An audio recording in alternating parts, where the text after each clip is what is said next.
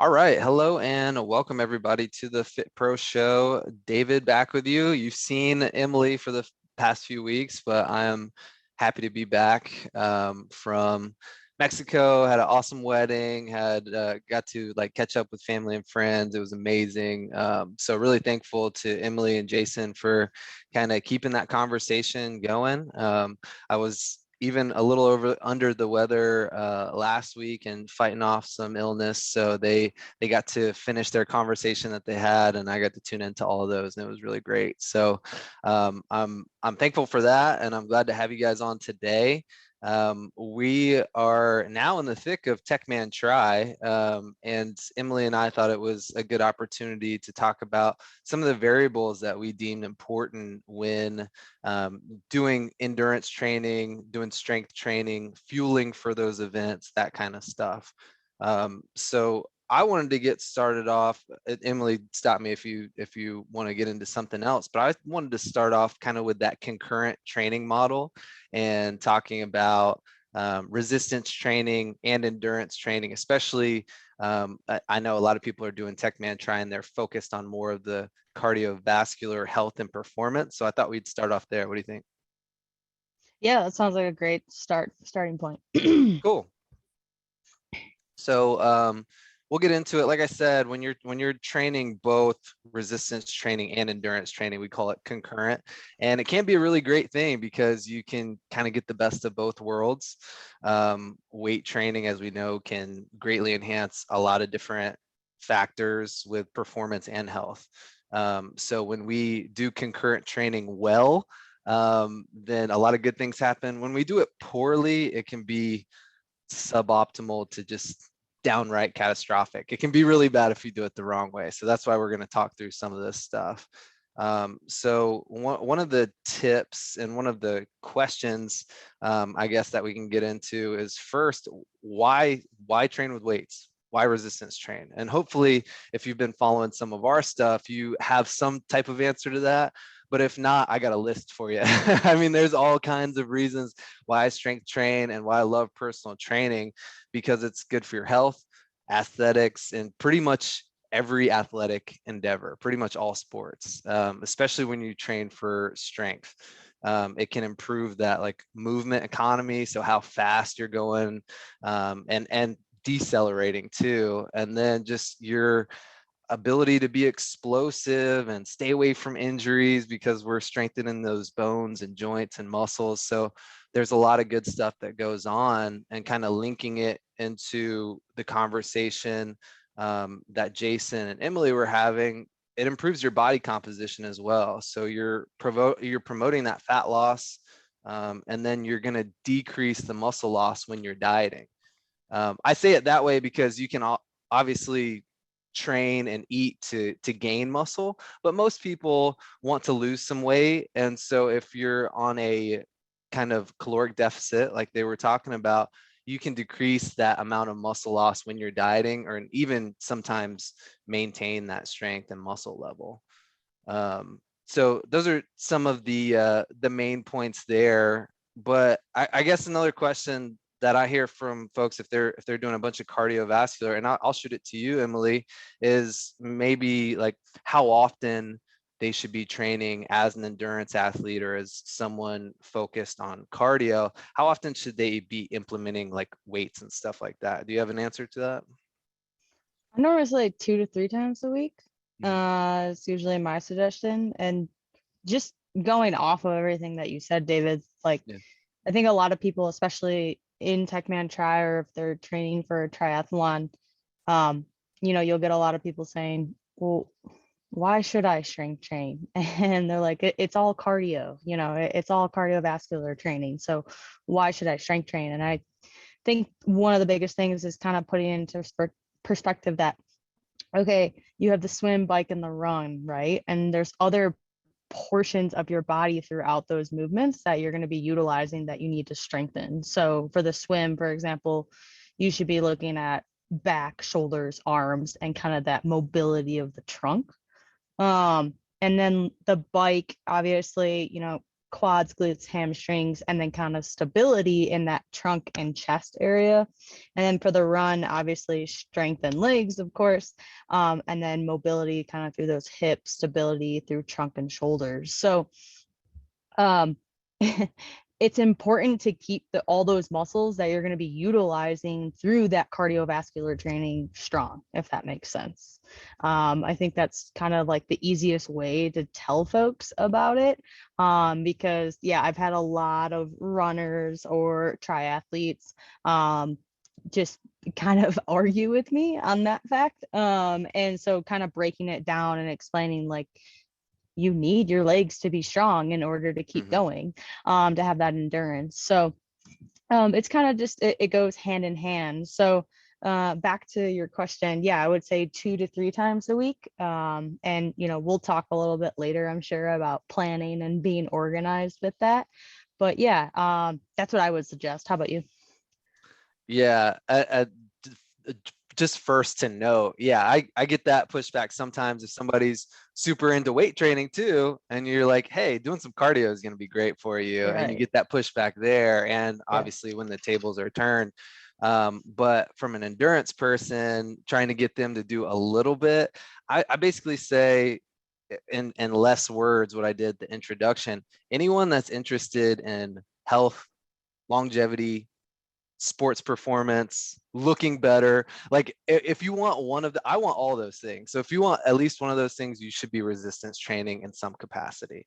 But to get to the like how often you should be weight training, obviously that depends. That's the easy answer. But as we kind of get further into it, I would say anywhere from like 1 to 4 days per week is going to be where it's at, and probably what you said, starting with that 2 or 3 times a week. Yeah. The real exact number depends on your goals and what activities you're doing, your current health, you know, exercise history, all those types of things. But for normal folks, I usually tell them if they're doing cardio or not, minimum of 2 times a week is a great thing to shoot for. And if it's somebody that's already doing a bunch of cardio, then I push that to like start doing 2 to 3 times a week. And you can always go up if you have more energy and you love it. And if you have an event coming up or you're feeling kind of worn down, you can always go down to 1. So I always start with that 2 or 3 times a week, and then we can kind of branch out from there. Yeah, I like that. Definitely. Just kind of like tuning in to how you feel, what your energy levels are like, and then you can kind of modify Yeah. based on what works for you. Like you said, there's no straightforward answer with that, Right. unfortunately. It kind of all depends. But um yeah, I think that's a great point, and that's one of the things that we try and focus on while we host Techman Try is like, yeah, you're doing all this cardiovascular training, but you should be adding in at least, you know, that 1 to 4 strength training in there. So Yeah. don't forget about that, everybody, while you're participating in Techman Try, or if you're more of a cardio based, more a cardio heavy loader, Mhm. think about throwing in that strength training a couple days a week and just try it out. Just start and see how you feel. I guarantee you, you're going to like it. You're going to like the way you look and feel. And if you have any questions or, you know, concerns about that, feel free to reach out to us. Yeah. Yeah. Good things are just going to happen to your running or whatever cardio you're doing, and just feeling stronger and looking better. So there's no real downsides, especially like we said, when you can be flexible with it. Yeah. So it's one thing to know that it's important. It's another thing to know how often you should be doing it. But I think from there on, you're like, okay, I need to train twice a week. What does that lift look like? What does it look like when we're doing weight training, especially if you're kind of doing more cardio than usual or you're focused on cardio? And you can tell me what you think about this, Emily, but I'm a proponent of doing higher intensity, lower volume stuff when, especially when people are doing kind of a lower intensity steady state cardio. I kind of want it to be the opposite of that. So I'll go higher intensity, low volume with the strength training.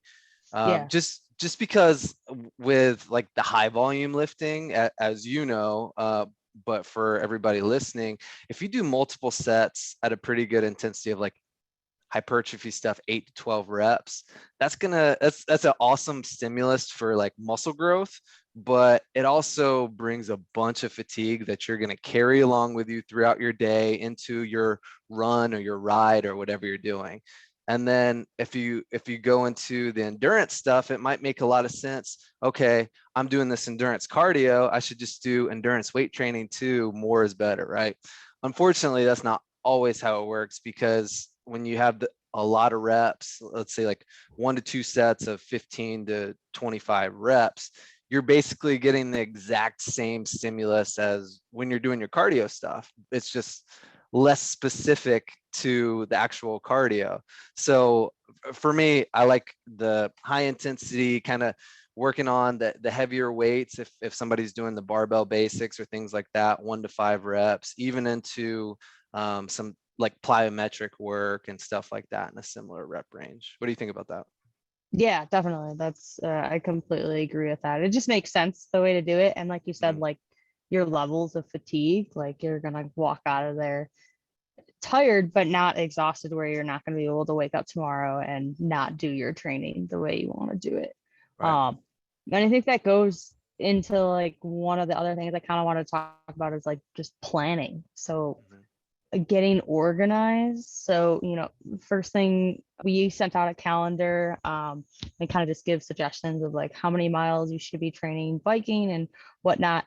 But take a look at that calendar, that to the way that you and your lifestyle, or the way you want to do it. But I think having a plan in place is one of the best ways to start that journey, because if you don't have a plan, I mean, it's like anything in life. You don't have a plan for something, you're just going to walk into it blindly, and probably it's not going to work out the way that you want it to. So Tough to stick just to it. get organized, make a plan. Yeah, exactly. And you're more likely, yeah, like you said, to stick to it. I like to make those calendar reminders, have like a physical piece of paper, so that I'm all about checking things off. I don't know why, it Mhm. feels real good. But I'm all about that. And then recruiting like help from us, your coaches, or support from teammates or significant others, whatever that is, to kind of keep you accountable. That's another great way to do that. And I guess overall, the one thing I want everybody to remember is this is supposed to be fun. So, you know, um, the mental game is, I think, a huge part of it. A lot of people want to think that it's just the physical game, it's just the physical game. But there is a mental aspect to it. And, that positive attitude from the start is going to get you a long way. Um, 9 out of 10 times, I would say, on actual race days, they rarely go 100% to plan. So keep that in mind during your training. If you fall off one day, or if you fall off one week, it's okay. Things happen. I talked to a nice lady this morning who, was dealing with COVID, was sick a little bit, was dealing with the air quality in the West States. And so she's like, my first week was horrible. And that's okay. Just admit that, see where you went wrong, know where your mistakes were, and learn from that and move on, so that you can be better the next week. We're only human. Things are going to happen, things are going to come up.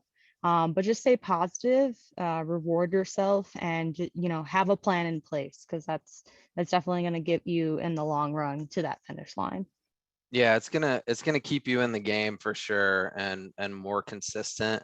And like you said, if you have that attitude, that like low stress attitude, that's gonna help with your recovery too.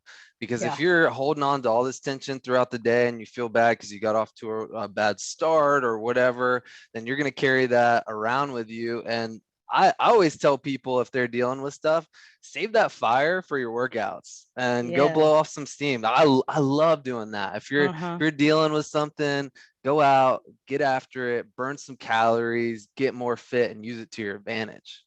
yeah, I love that. Yeah, it's a great tip for sure. Yeah. I think one of the other things, kind of what you just touched upon, kind of your recovery, it's another kind of aspect, huge aspect of it, um, especially during Techman Tri. It's a lot. It's a lot of stress on your body. It's a lot of stress in general.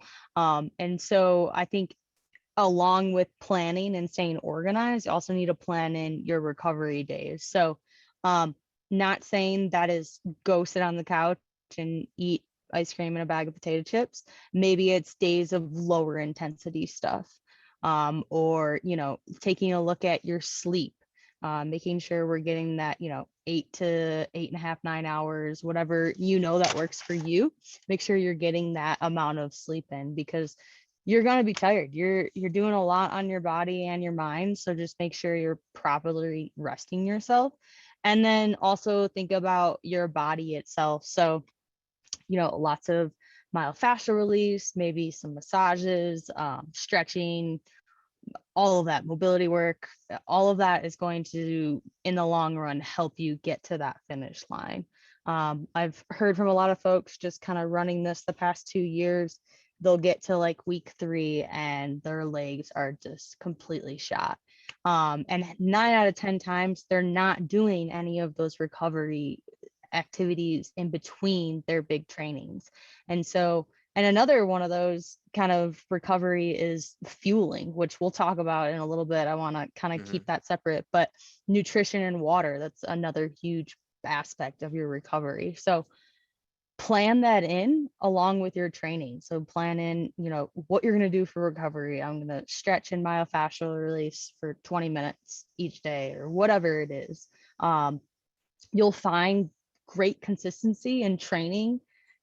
You'll experience less fatigue, and you'll also lower the risk of injury, which we always want.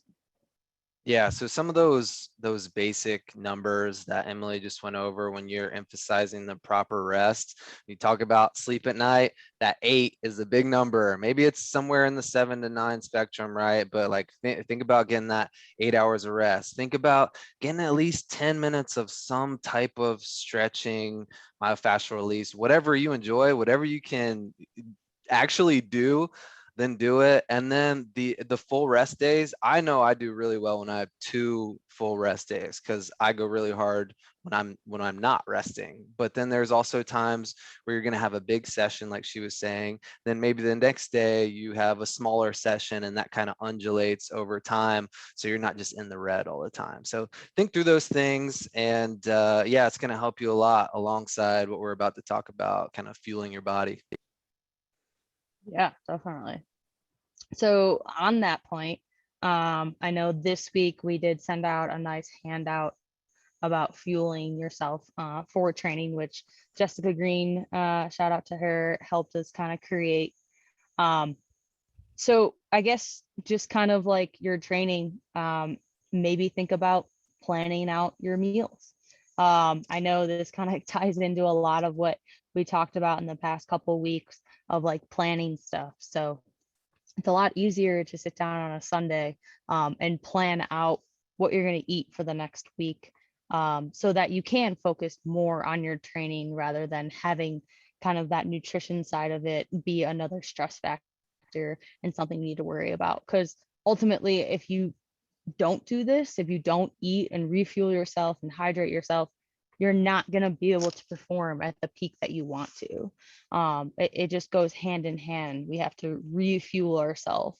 I think, you know, one of the best things on that handout was kind of talking about hitting the wall when those glycogen levels or blood sugar levels are too low. And so you might experience that if you're not hitting that, and just kind of, you're going to feel it. I mean, I'm sure we've all felt that before. I know I get pretty fatigued when that kind of happens in my body. And so just kind of remember, if you are starting to feel like that, maybe you need to go eat a snack, or, you know, you're not eating enough. I know, especially new people who are doing Techman Tri, they don't realize how much more stress and activity that they're doing to their body, because I would say it's probably our biggest program where it has to do with doing a lot of stuff.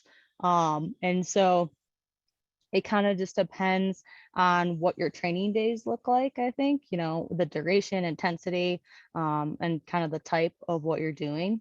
And then one of the biggest things is just remembering kind of those big areas where you have your protein, fat, carbohydrates, making sure you can go back to one of the calls that we talked about nutrition before, but just think about all of those on your plate when you're kind of planning that out. Um, and just make sure, you're not obviously over consuming, but that you're eating enough. I like to kind of focus on, like Jessica said in the handout, that 1 to 4 hours before training, focus on kind of a carb overload, not overload, but kind of eat some more carbs just to kind of tap off that glycogen tank, and protein for that recovery, and low fat to help with, digestion. Wow, I can't talk today.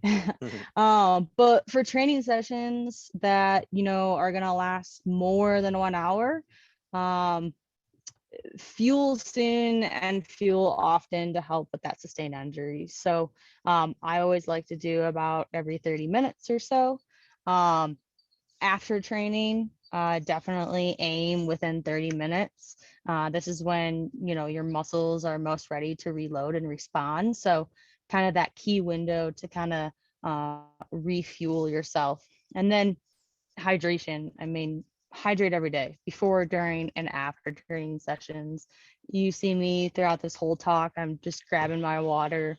Um, Granted, where I live, it's a little drier, and so I always have to kind of keep hydrated. But especially throughout something like this, stay hydrated, especially if you're training outside. Don't want you to experience any dehydration or getting overheated at all. I know a lot of the areas where we are training, it can get very hot, especially during that afternoon time.